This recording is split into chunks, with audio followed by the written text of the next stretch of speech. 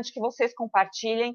Nós somos, né, o lado que tem menos voz, o lado que está sendo massacrado pela mídia mainstream, o lado que realmente é difícil, né, para mim. Então eu acumulo a função de comunicadora, ainda sou do direito. Então nós estamos, acima de tudo, rogando para que o direito volte ao Brasil, e nós temos aí grandes pessoas que são vítimas. Então já agradeço primeiro a associação que foi montada aí a favor, né, das vítimas do 8 de janeiro, na pessoa aí do doutor Ezequiel, da doutora Carolina e da doutora Carol, da Carolina acabou de falar, e da Gabriela.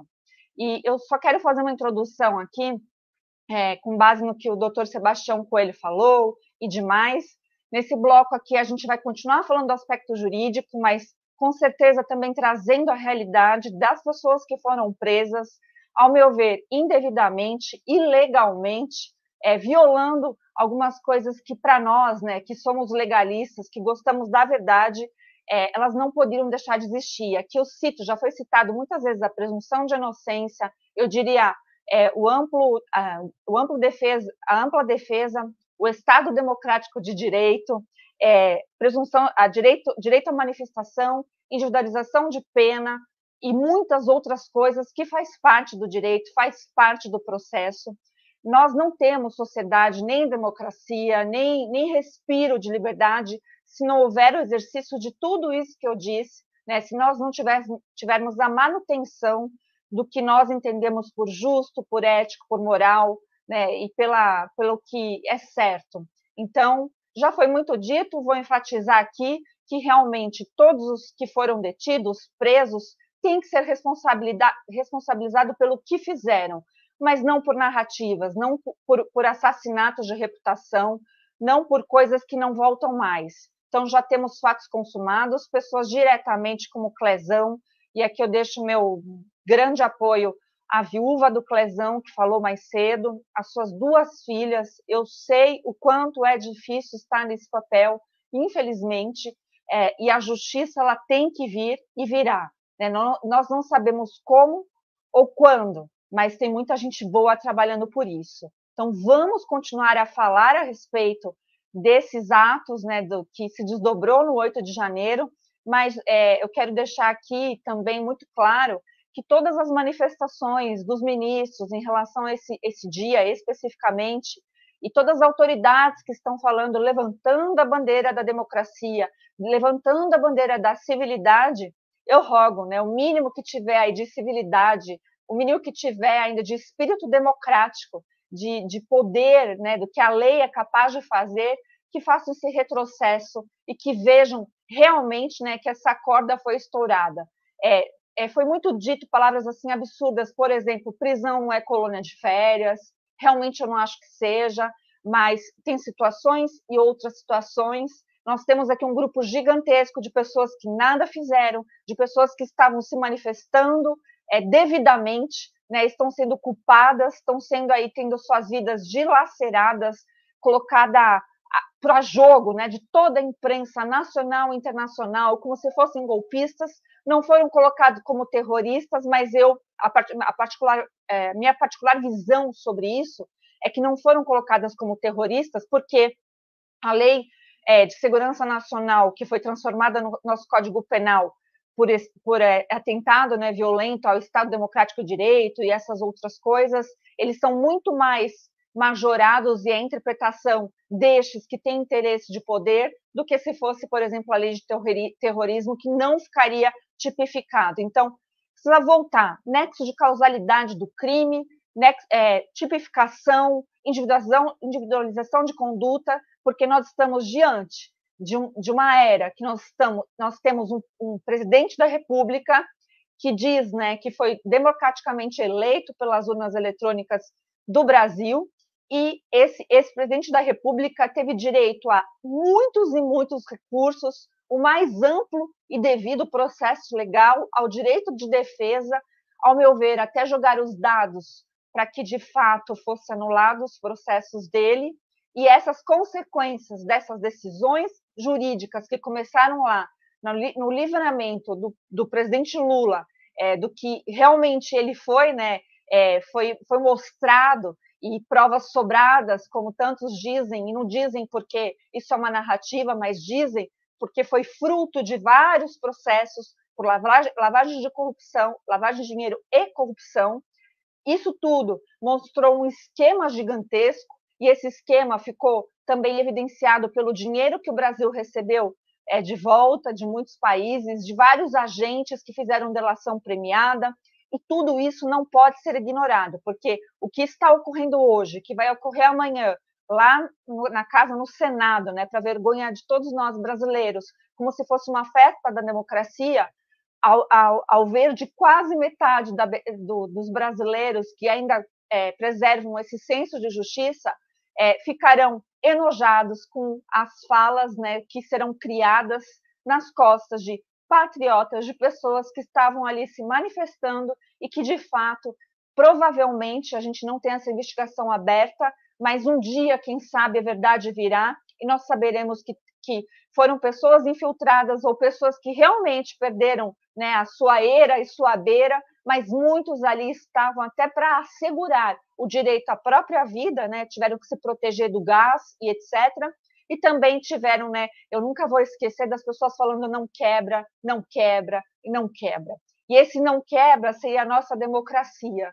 E para isso, eu já não sei se está aqui disponível, mas eu sei que o Deltan, todo mundo conhece, né, o Deltan Dallagnol, já está conosco, Deltan, então já te digo boa noite. E também a gente vai receber nesse bloco aqui o doutor Ezequiel, que é advogado de muitos réus. Boa noite, doutor Ezequiel, um prazer conversar contigo, sei a força que tem que ter para advogar em casos que a gente já começa com a situação de total derrota, que eu estou falando pelo direito, como advogada, né, fazendo sustentação oral no tribunal, que já está comprometido no seu julgamento. Nós não vimos, né, nenhuma novidade quando ocorreu de fato os julgamentos, aqueles que foram televisionados, essa coisa de lote. Então, primeiro eu vou dar boa noite aqui para o Deltan, que fez parte da história do Brasil, dessa parte que eu disse, né, de busca da justiça, quando mostrou a corrupção de um país que existiu e que não tem como negar, né, não tem revisionismo histórico que faça esses fatos não serem verdadeiros. Então, boa noite, Deltan. Depois já passo a palavra para o doutor Ezequiel.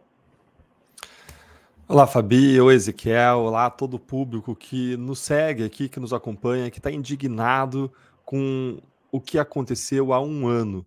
Não só com a depredação, mas especialmente com a sequência de injustiças históricas que a gente viu ser praticadas desde então por um tribunal que deixou de aplicar o direito para tratar pessoas simples como se fossem inimigas de Estado.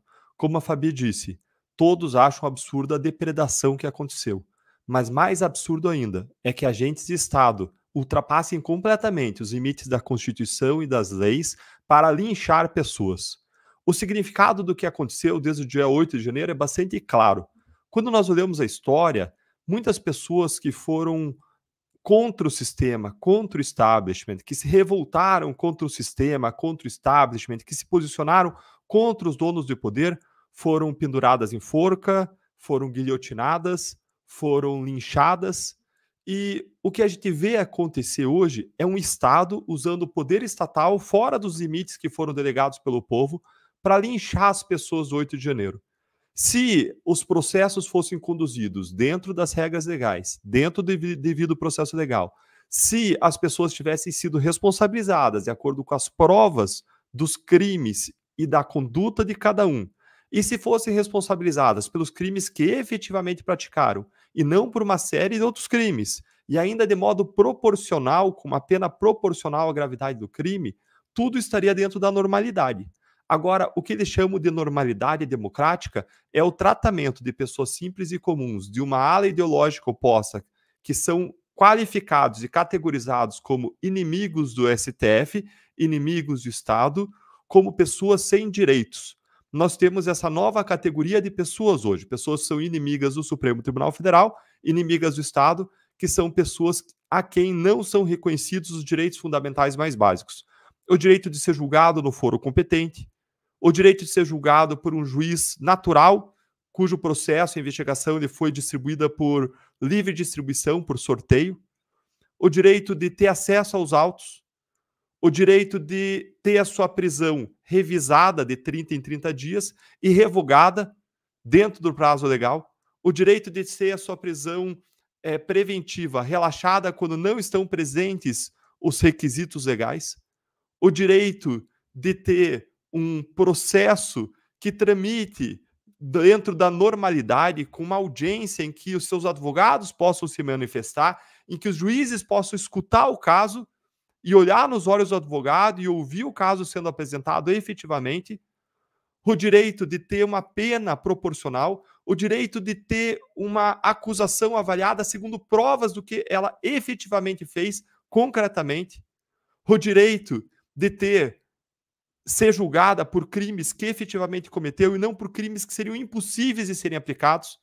O que a gente vê hoje é que o Supremo decidiu mandar uma mensagem forte para a sociedade, e o ministro Alexandre de Moraes deixou isso muito claro na entrevista que ele deu na última semana. O Supremo decidiu mandar uma mensagem forte para a sociedade de que algo como aconteceu no dia 8 jamais poderia acontecer novamente. E com uma bandeira de defesa da democracia, e a democracia todos nós a defendemos, é relevante, é essencial, mas com essa bandeira o Supremo decidiu minar e atacar por dentro a própria democracia, empalando, linchando em praça pública pessoas e praticando enormes injustiças individuais, sob o pretexto de defender a democracia, quando, na verdade, ao praticar essas enormes injustiças individuais, está ferindo a própria democracia. Então, nesse dia 8 de janeiro, nós não temos nada a comemorar. Não temos nada a comemorar. Não é um dia para celebrar.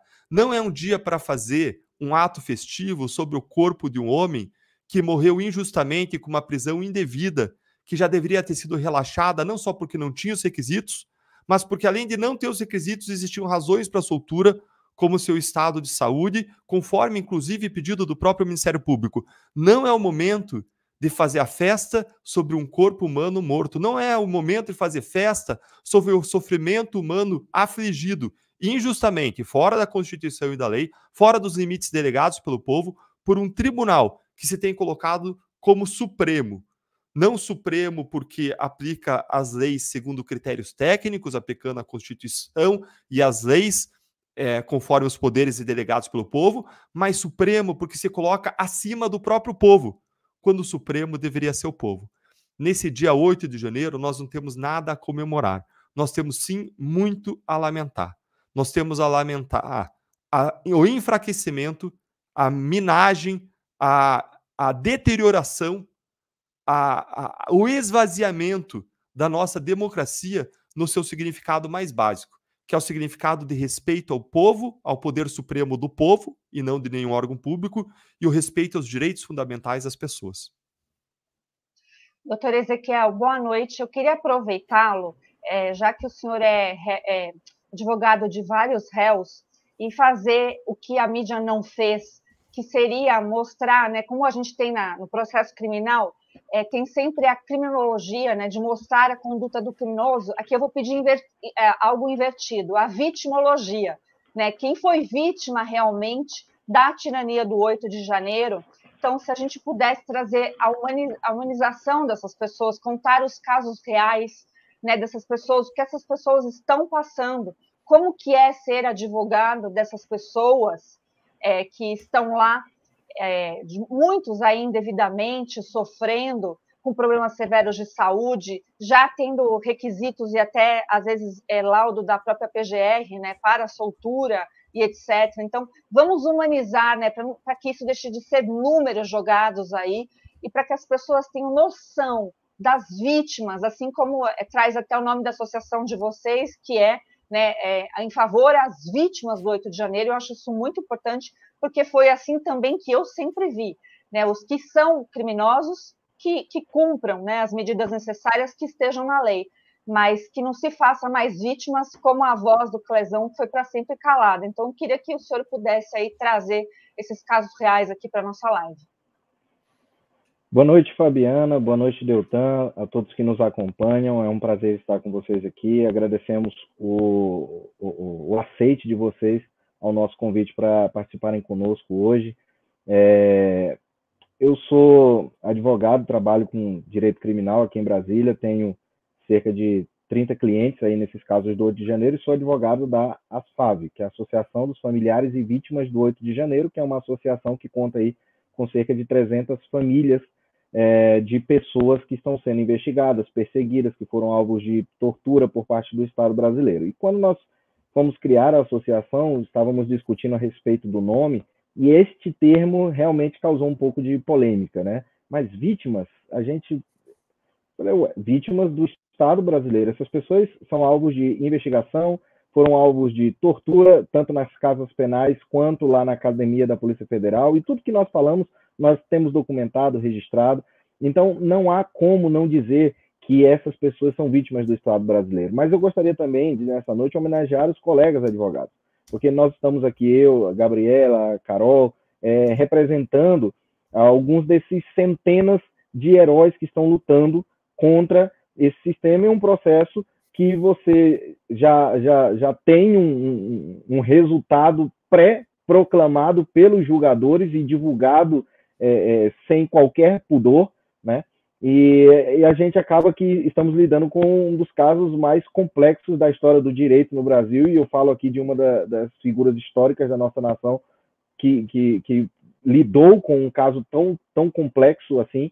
E daqui a pouco a gente pode até entrar um pouquinho nessas comparações esdrúxulas que fazem entre esses casos e a Lava Jato, mas o resumo da ópera é que o que o Deltan adiantou, né? A pretexto de defender a democracia no Brasil, o STF acabou com a democracia e com o Estado de Direito no Brasil.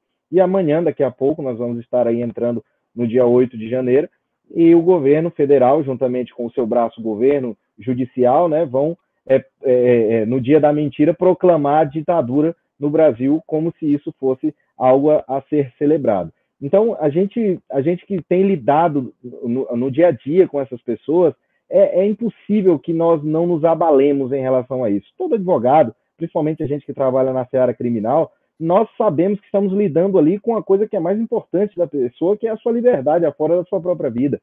E a gente se depara com cada caso que, de fato, nos deixa muito mal. Então, no primeiro momento, eu entrei nesses casos no dia 9 de janeiro. Fui contatado por uma família que estava com um parente desaparecido e fui até a Polícia Federal, a sede da Polícia Federal, não disseram que era lá, fui na Polícia Civil, até que descobri que as pessoas haviam sido sequestradas lá de frente do QG e levadas para a academia da Polícia Federal. E quando eu cheguei lá, eu vi uma das cenas mais tristes da minha vida. E eu já fui policial militar da rua, já vi muita coisa feia, mas você vê 2.000 pessoas, entre idosos, doentes, crianças, jogadas dentro de um galpão, tratadas como se fossem animais, sequer haviam recebido alimentação, porque cheguei lá por volta das 2 da tarde, a alimentação só chegou ao final da tarde. Então as pessoas sequer sabiam que estavam presas, porque não havia sido dado voz de prisão para elas. As pessoas em um sinal de absoluto desespero. Elas já haviam sido colocadas em ônibus e ficaram desfilando aqui pela cidade de Brasília por cerca de 4 horas dentro de ônibus, sem poder usar o banheiro, sem poder se alimentar, sem poder tomar uma água, fizeram suas necessidades dentro de garrafas, quando o ônibus parou, fizeram uma tenda improvisada com um lençol para as senhoras poderem fazer suas necessidades ali no chão mesmo, na lateral dos prédios ali da Polícia Civil. Então, assim, a gente viu coisas absurdas, mas eu achei que pela quantidade de pessoas que estavam, é uma prisão sem precedentes, e o diretor da Polícia Federal, o doutor Andrei Passo, se gaba, né, de ter realizado a maior prisão, e nós acrescentamos ilegal, da história do Brasil, onde eles prenderam 2.000 pessoas ali sem dar voz de prisão e sem informar que elas estavam sendo presas.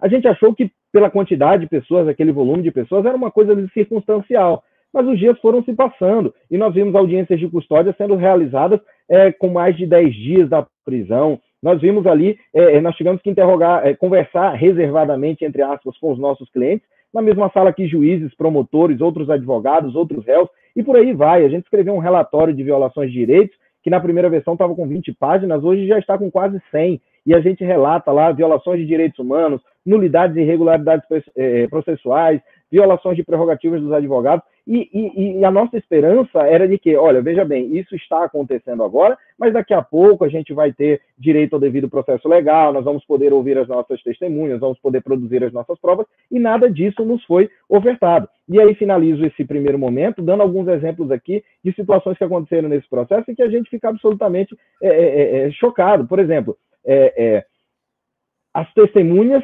de defesa nos foi negada a intimação. Então, nós participamos das audiências de instrução somente com as testemunhas de acusação. As testemunhas de defesa nós arrolávamos, informávamos, qualificávamos e solicitávamos ao ministro que as intimasse e ele falava, não, se você quiser, você traz. Só que eu intimei o ministro Flávio Dino como testemunha de defesa. Como que eu vou lá no Ministério da Justiça, pegar na mão do ministro e colocar ele para fazer a audiência?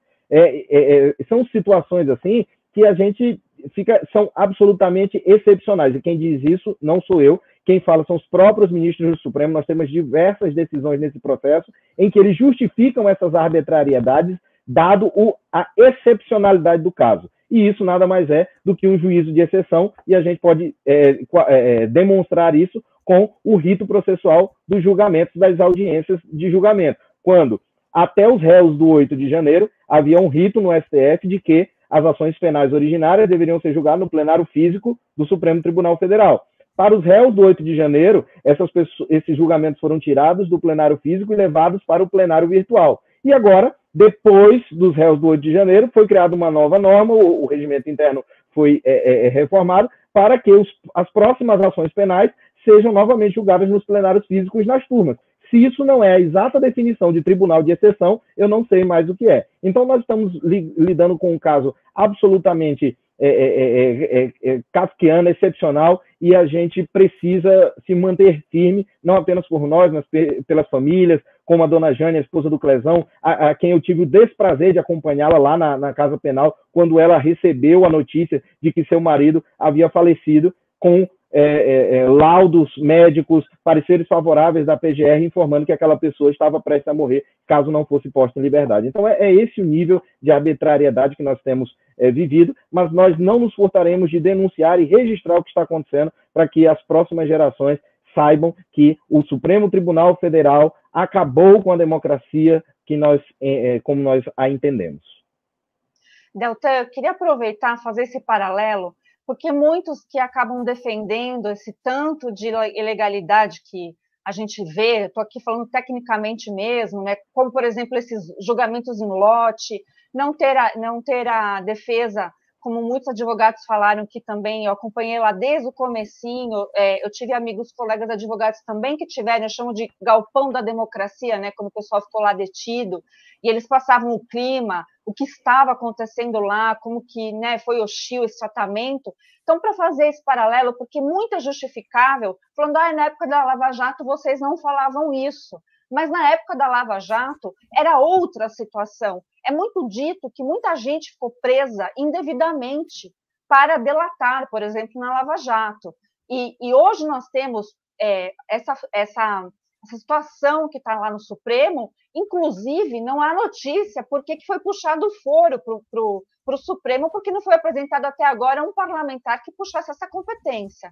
Então, se você pudesse falar suscitamente aí sobre essa equiparação, né, de uma situação e de outra, e do quão diferente, e enquanto também é inglória, que não é também justa, né, quem está fazendo essa equiparação de duas situações onde se tinha ali, né, agentes da polícia, toda a investigação, o PowerPoint que virou chacota, mas não deveria ser exemplo de algo muito triste que o Brasil passou, e essa situação agora com os presos do 8 de janeiro.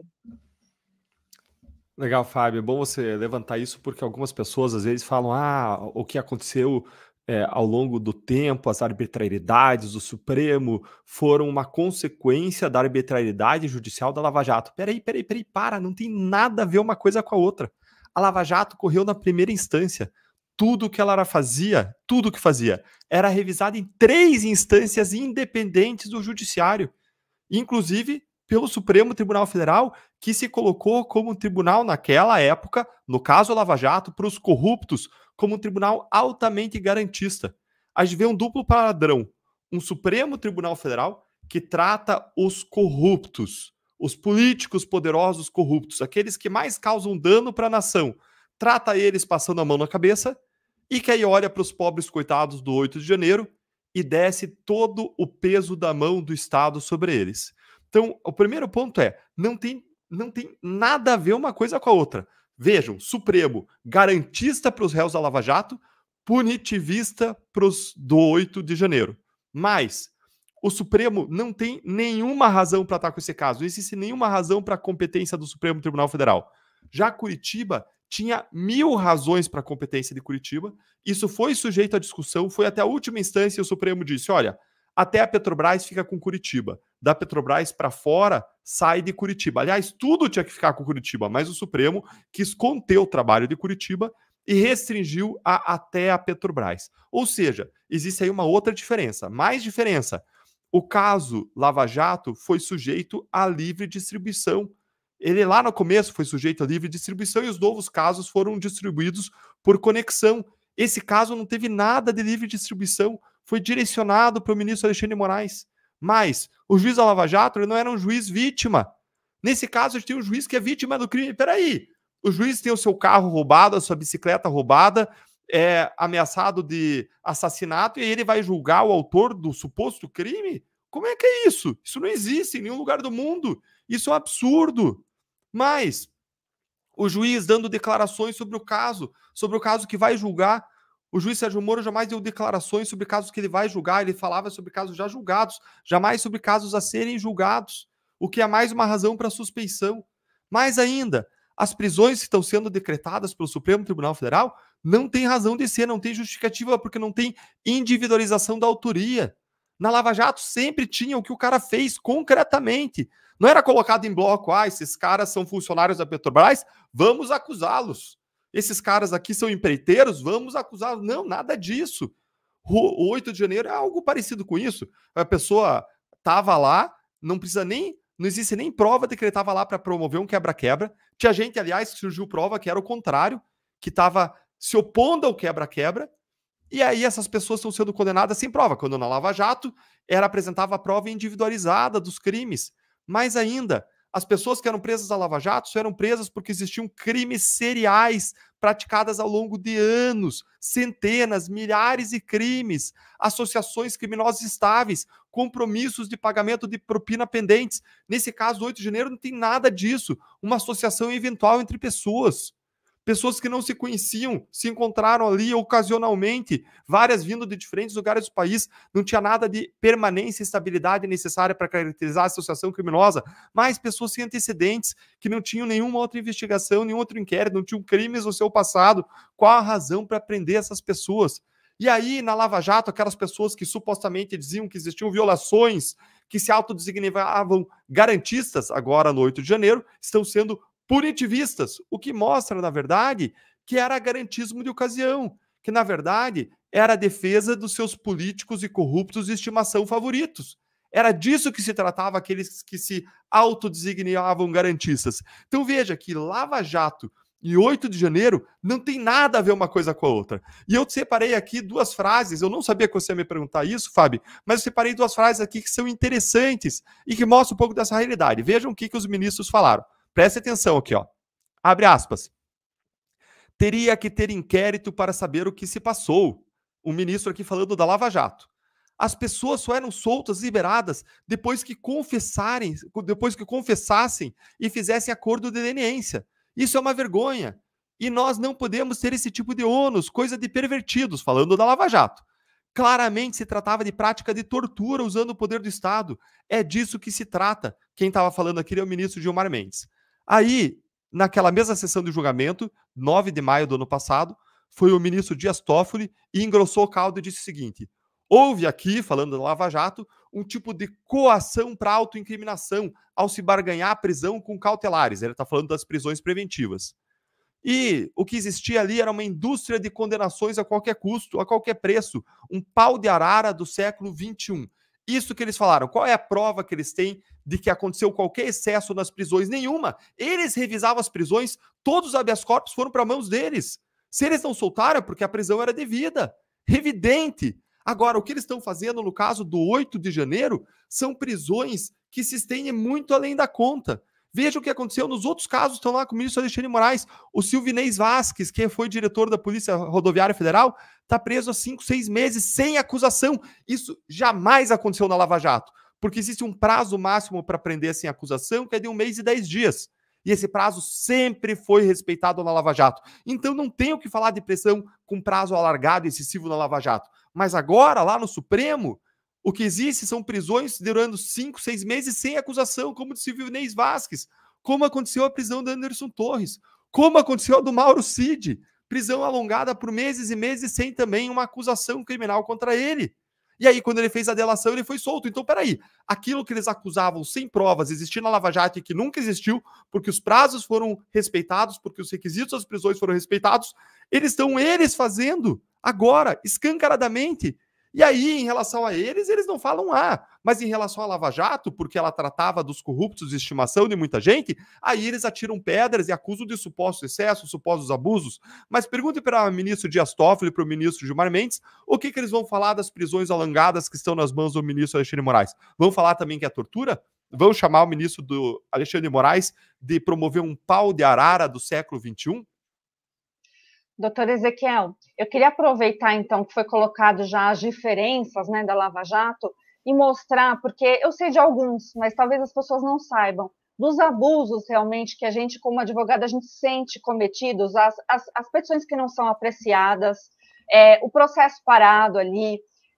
Por exemplo, dá para apontar aqui o caso do Clezão, que se tornou público, né, mas que teve laudo médico, solicitando, mostrando o perigo de vida, a PGR se manifestando em favor da prisão domiciliar dele, a doutora, se não me engano, a Juliana, que trouxe, né, a doutora Juliana, que trouxe o pai dela, né, a situação de ter 74 anos, não ter antecedente criminal.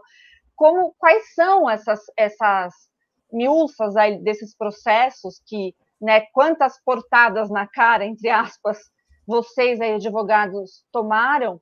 E qual essa sensação? Porque realmente, olha a diferença da Lava Jato. A Lava Jato estava na primeira instância, então você tem, né, a segunda instância para revisar, a terceira ainda, e nesse caso não, vocês estão praticamente amordaçados, eu vejo assim a defesa, e já com o ministro fazendo declarações um tanto bizarras. Essas últimas declarações dele, eu vi com grande preocupação, né? Ali a denúncia de enforcamento, denúncia também de outros estados se envolverem através de governadores. O doutor Sebastião, que antecedeu, já falou de algumas providências a serem tomadas.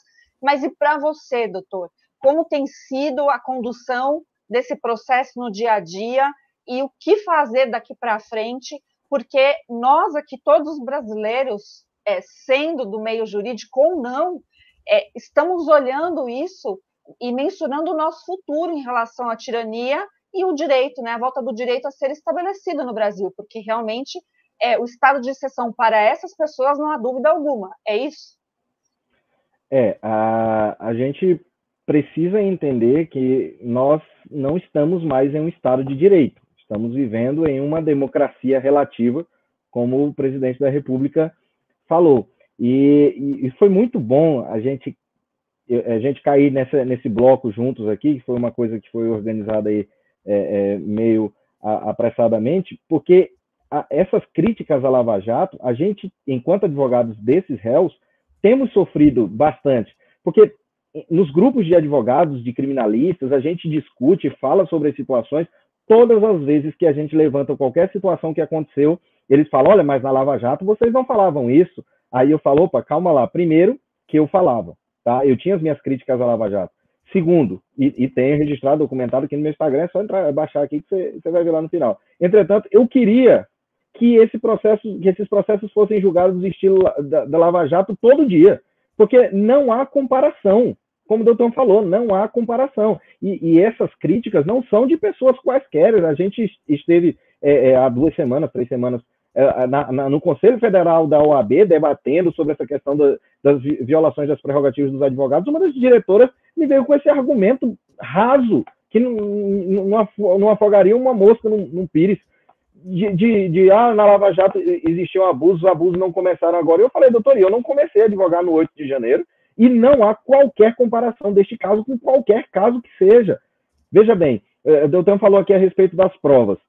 O doutor Carlos Frederico fez uma crítica à Lava Jato essa semana em uma entrevista, dizendo que trabalhou com provas ao contrário da Lava Jato. Isso é piada.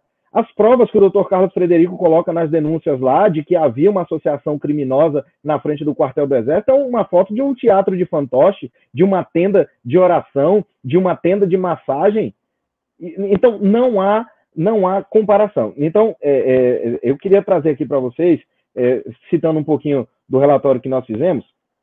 Veja bem, violações de direitos humanos que nós catalogamos, prisões de pessoas idosas, responsáveis por menores com comorbidade, superlotações das casas penais, celas com 22 pessoas quando tinham capacidade para outras, carência de itens de higiene pessoal e roupas, as pessoas ficaram uma semana com a roupa que foram presas. Eu fiz audiência de custódia de pessoas uma semana depois e ela estava com a mesma roupa do dia que foi presa, mulheres sem absorvente, tá? Nós fizemos campanhas, mutirões para levar roupas para essas pessoas, a alimentação, que já chegou alimentação com vidro, com rato, com pedra, com tudo que não presta lá dentro, a destruição dos bens das pessoas presas. Olha que absurdo, tinha uma petição da Polícia Federal pedindo para que o ministro Alexandre de Moraes autorizasse que os bens que eles apreenderam fossem queimados juntamente com os documentos que estavam ali.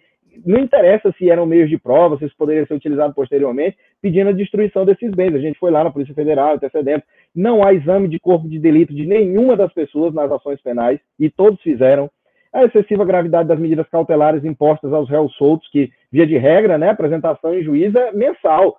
Ele impôs apresentação semanal. Havia tribunais de justiça que, para cumprir essas medidas, não conseguiam cadastrá-la no sistema, porque não tinha essa opção de apresentação semanal. A politização processual, né, essas declarações absurdas dos ministros, chamando um dia de depredações, de vandalismo, em que não morreu uma só pessoa, não foi encontrada nenhuma arma, chamando de dia da infâmia, comparando com o ataque a Pearl Harbor, onde mais de 2.000 pessoas foram mortas, e a gente esteve nos Estados Unidos, fomos na Organização dos Estados Americanos, denunciamos essas violações de direitos humanos na Corte Interamericana de Direitos Humanos, e se os ministros não falarem dos abusos que eles estão cometendo, né, como o Deltan sugeriu aqui, nós vamos estar aqui falando.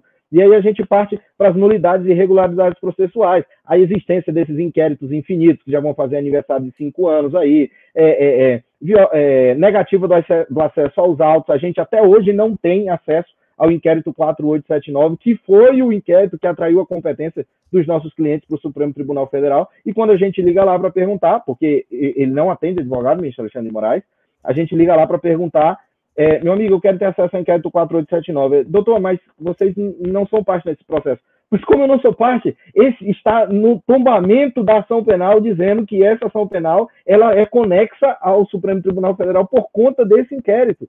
Quer dizer, então, que para fazer a conexão existe, né, a similaridade, mas para que a gente tenha acesso, não. Até hoje a gente não teve acesso, não tivemos acesso às câmeras de segurança na íntegra dos palácios, do Palácio da Justiça. O ministro Flávio Dino até deixou desaparecer. Os autos de prisão em flagrante nas audiências de custódia. As audiências de custódia foram a coisa mais ridícula que eu já vi na minha vida. Chegava lá, doutor, eu queria ter acesso ao auto de prisão em flagrante do meu cliente. Ah, doutor, eu não tenho. Então libere ele, né? Se eu não tenho prova nenhuma aí, não tem nenhuma. Não, eu não posso. Eu vou remeter para o ministro Alexandre de Moraes. Daqui 20 dias ele vai decidir se vai soltar o seu cliente ou não, e independe de parecer da PGR ou qualquer outra coisa. Incompetência do Supremo Tribunal Federal, porque o STF não tem competência para julgar essas pessoas, seja por competência originária, seja por conexão em razão da pessoa, conexão em razão da matéria. Não existe qualquer fundamento jurídico para o julgamento dessas pessoas no Supremo Tribunal Federal. A suspeição do relator, que ele deu uma confissão essa semana de que é suspeito, mas ele já é suspeito desde o primeiro dia, porque ele deu a sentença por Twitter. Ele falou, as pessoas serão condenadas, serão responsabilizadas, e veja bem, ele falou, os executores, os financiadores, os incitadores e os agentes públicos. Isso foi no dia 8 de janeiro à noite, ele publicou esse tweet. Aí o doutor Carlos Frederico falou, que tweet legal. Aí ele pegou, vou oferecer as denúncias. Com 8 dias depois, no dia 16 de janeiro, o doutor Carlos Frederico começa a apresentar as denúncias na exata divisão didática proposta pelo ministro. Vamos oferecer aqui executores, incitadores, instigadores, agentes públicos e financiadores. Então, uma denúncia aí que foi criada por Twitter. Então, assim, já havia uma suspeição do ministro pelas manifestações dele, mas agora ele fez questão de confessar, né? Gente, são tantas situações que a gente pode passar aqui uma noite inteira falando de tudo isso, tá?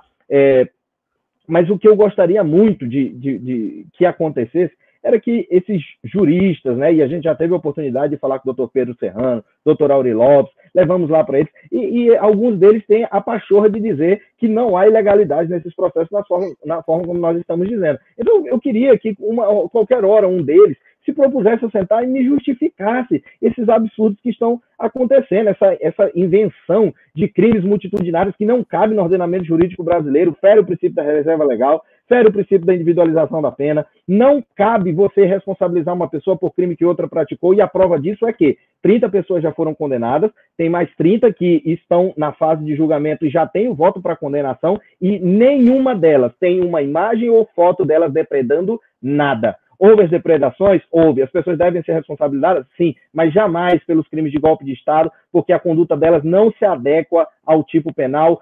É um crime impossível. Quem fala isso não sou eu, doutor Ives Gandra Martins, maior jurista vivo do Brasil. O ministro da Defesa, José Múcio, fala também que não existia possibilidade de haver um golpe de Estado. É um crime impossível de ser cometido. Então, assim, são tantas irregularidades, tantas arbitrariedades, que só resta a nós continuarmos denunciando e levantando essas arbitrariedades no processo, porque esses processos eles não serão anulados, eles não serão nulos, eles são nulos, eu diria que são até inexistentes, porque são tão absurdos que talvez sejam até mais graves do que as nulidades.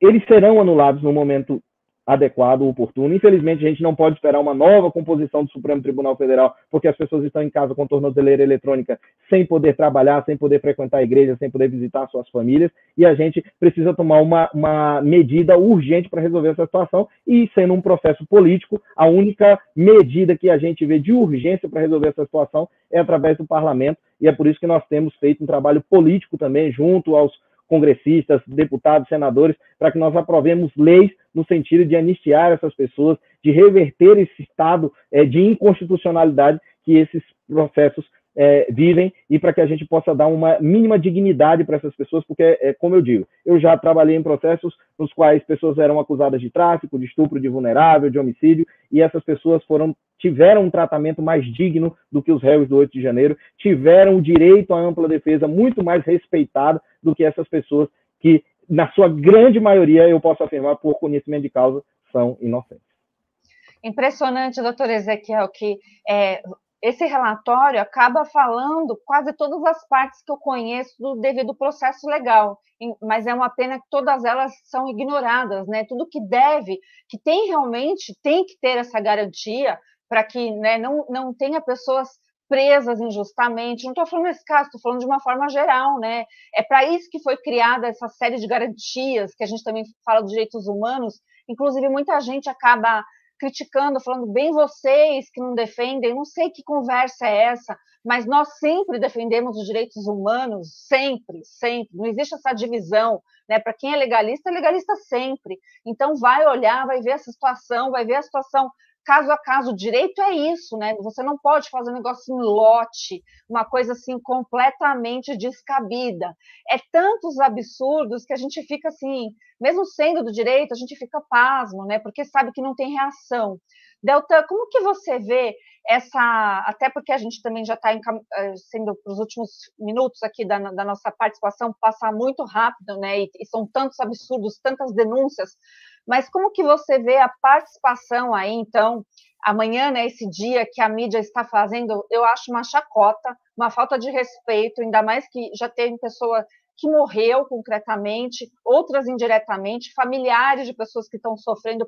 Os familiares, ninguém pode falar nada, os familiares são sempre inocentes, né? Até que se prove o contrário. Então, atinge pelo menos a vida, não sei, mas de muitas pessoas, são 2.000 pelo menos diretamente, todos indiretos. Então, o medo que é colocado e essa conversa da mídia plantada amanhã, sendo bem no Senado, que seria a casa que seria responsável, né, por tomar uma atitude institucional adequada, né, que não seria fora das tão famosas 4 regras. Como é que você está vendo esse dia que será amanhã e esse andamento da mídia mais essa combinação de juízes falando a respeito de casos que jamais deveriam falar, né, a não ser fora dos autos, que aliás o programa que a gente faz juntos.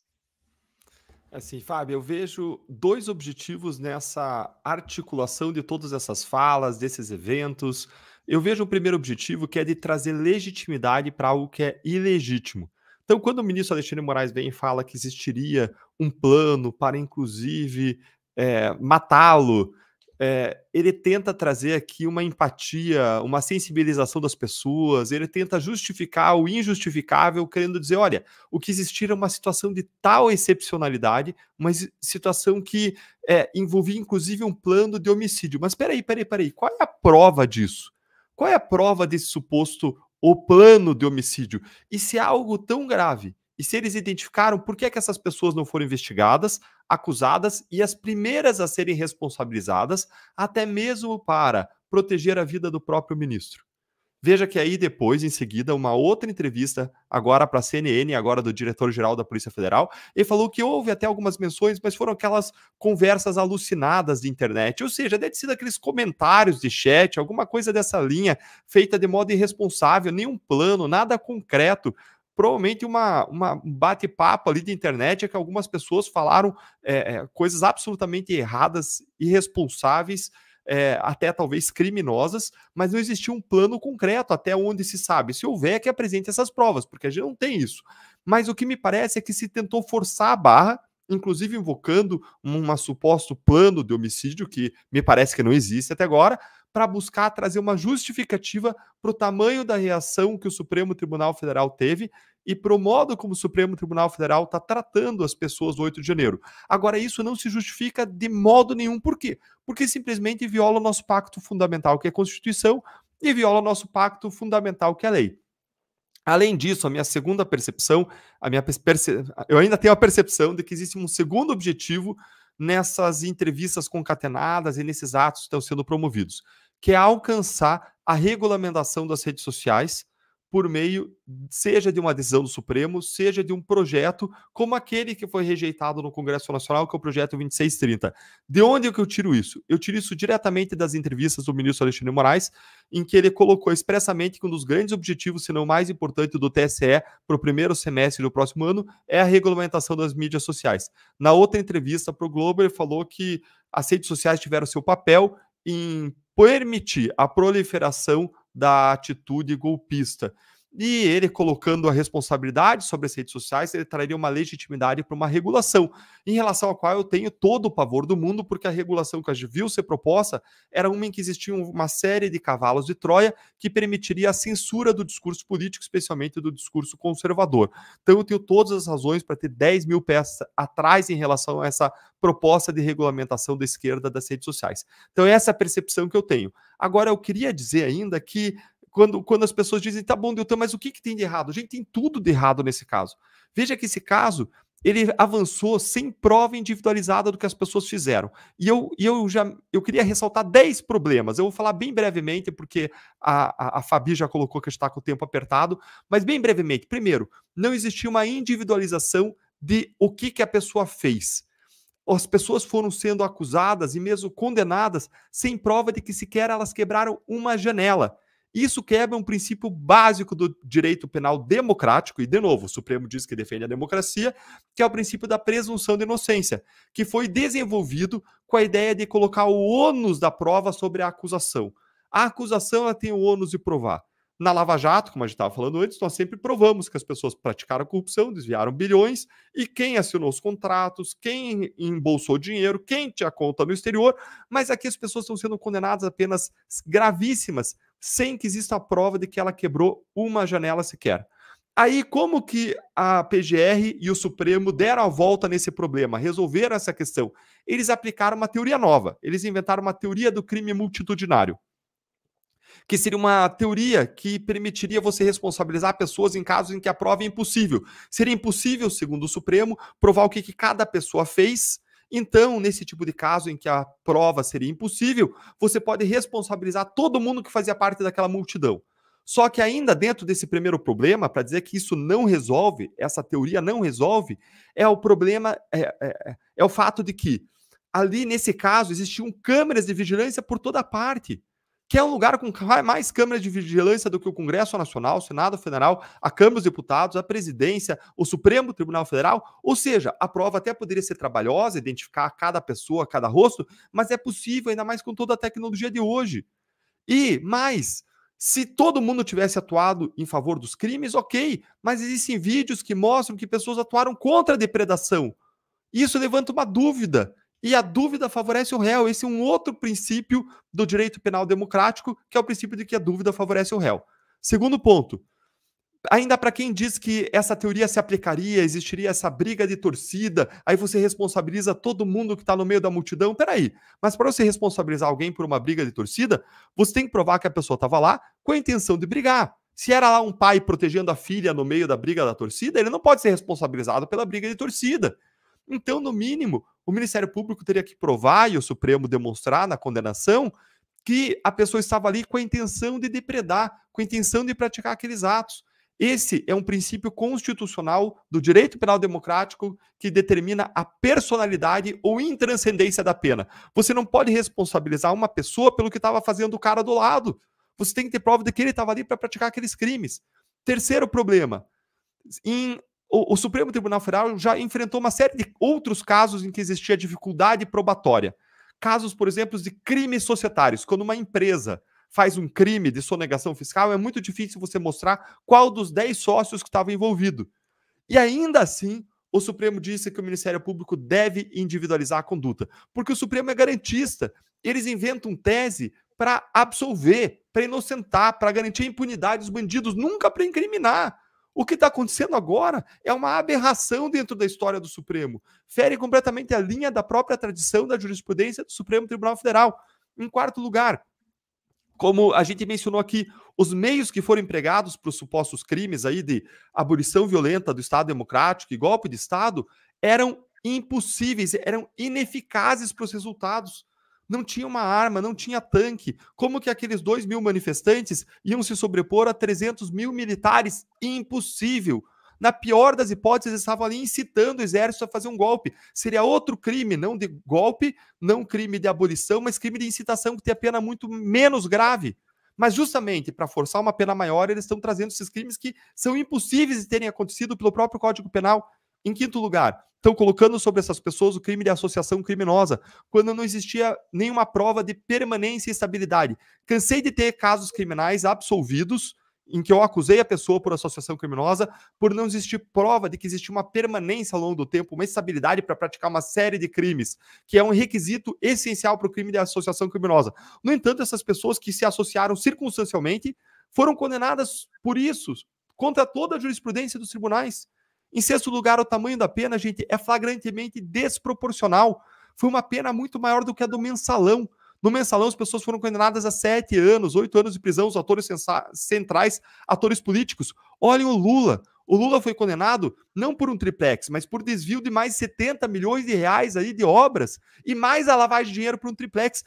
E foi condenado a coisa aí de 10 anos de prisão. Depois teve um aumento de pena, uma redução nos tribunais.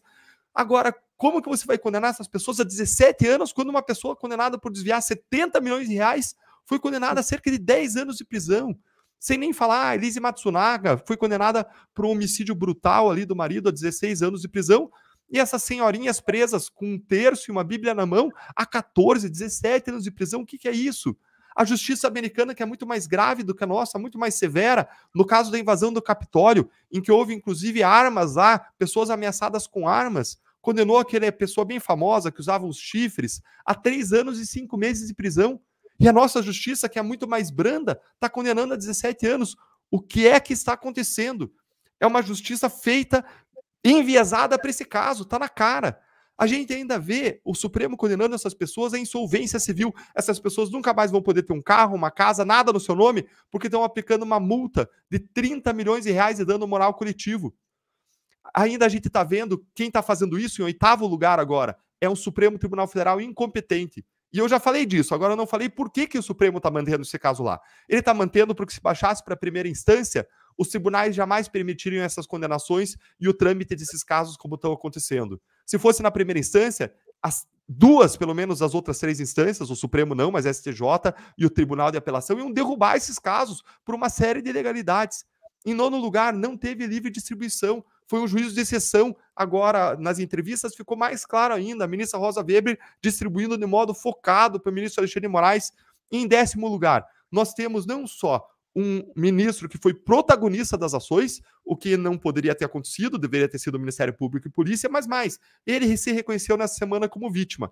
Então, nós temos um caso em que existe uma mão do Estado enviesada, ilegal, justiceira, no pior sentido de prática de injustiça, que está pesando, está violentando, está linchando, está enforcando as pessoas. E eu quero dizer uma coisa para vocês, se vocês pensam em, às vezes, não se importar, porque isso pode estar longe de você, pode estar acontecendo com pessoas que estão longe de vocês. Injustiça contra essas pessoas é uma injustiça contra todos os brasileiros. O mal, sem oposição, ele se espalha como fogo em palha seca. Ele incendia tudo e todos à sua frente. Martin Luther King sabia bem disso e, lutando contra uma injustiça histórica arraigada, ele disse que injustiça num lugar qualquer é uma ameaça à justiça em todo lugar. Pois é, esse grande resumo aí de 10 pontos importantíssimos, né, que acabam dizendo, se juntar aqui o relatório do Dr. Ezequiel, mais os 10 pontos do Deltan, eu acho que a gente teria uma aula de direito para quem quer ainda saber direito no Brasil. Dr. Ezequiel, a gente está com o tempo bem assim, mas eu gostaria de abrir aqui a palavra, porque eu sei da importância do seu trabalho, o quanto é importante ter essa coragem também das denúncias feitas na própria Ordem dos Advogados do Brasil.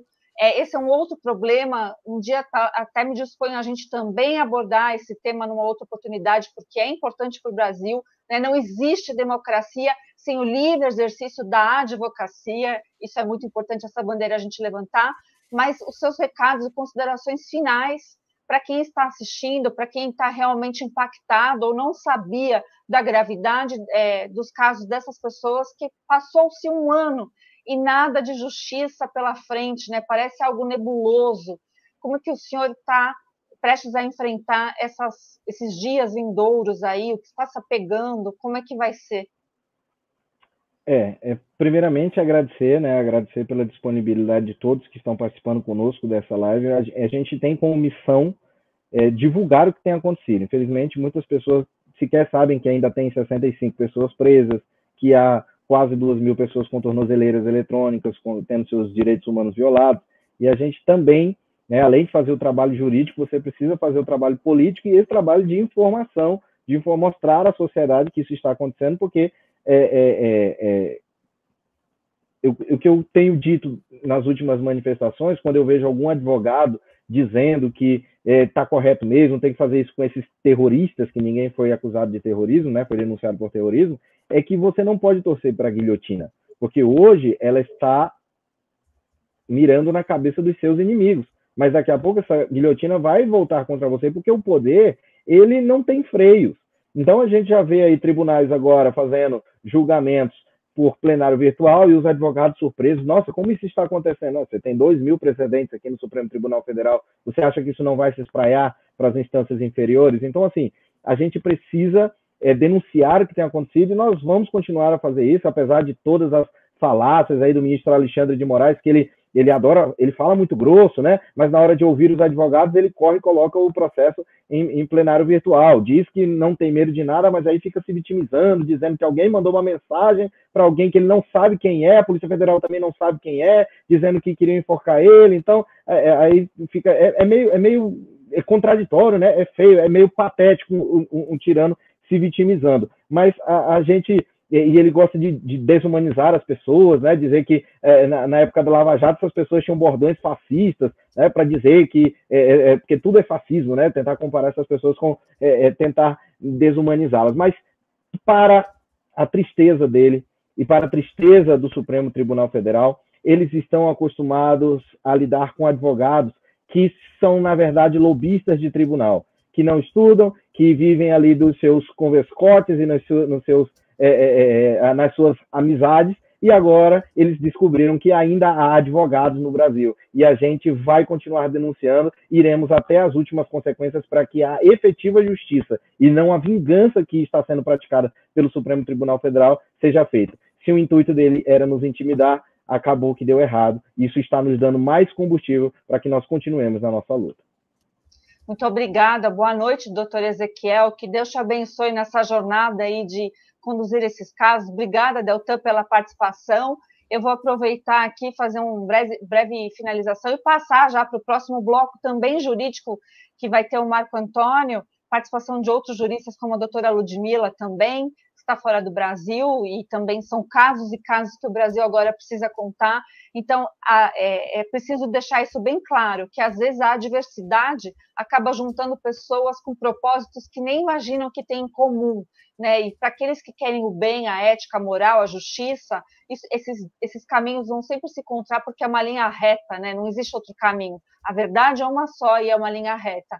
Então, em nome disso, para que a verdade não seja enforcada, para que amanhã não seja um dia somente de circo, de um lado da narrativa, mas para que, principalmente, as vozes das vítimas fiquem aí acesas, nós clamamos aqui por justiça, que esses pontos dessas lives sejam realmente recortados, repassados, que o brasileiro venha entender a situação real dessas pessoas que estão todos os dias lá sofrendo, né, indevidamente essas prisões, e seus brilhantes advogados que corajosamente estão enfrentando, inclusive, o deboche da mídia. Então, obrigada, doutora Ezequiel, a doutora Gabriela, a doutora Juliana, a doutora Carolina, a você, Deltan. Eu já chamo aqui o Marco Antônio. Marco Antônio, você já está aí? Ficou, Deltan?